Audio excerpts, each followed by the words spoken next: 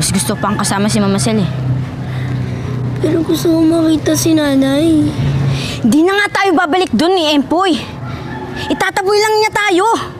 Basta, gusto ko makita si nanay. Sabing hindi na nga pwede. Bakit ba ang tigas na ulo mo?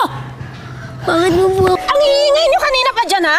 Dapat ikaw turo... Ang hiingay niyo kanina pa dyan, ha? Hindi ko nakakaya po yung nakapansin, eh! Tama na po! Tignan mo yung labada ko, kung ano nangyari sa labada ko, ha?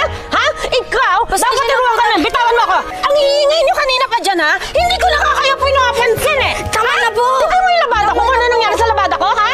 Ha? Ikaw? Dapat turuan ka na, bitawan mo ako! Dapat ikaw turuan ka ng leksyon, ha? Mas gusto pang kasama si Mama Sel eh. Pero gusto ko makita si nanay. Di na nga tayo babalik dun ni Empoy. Itataboy lang niya tayo. Basta, gusto ko makita si nanay. Sabing hindi na nga pwede.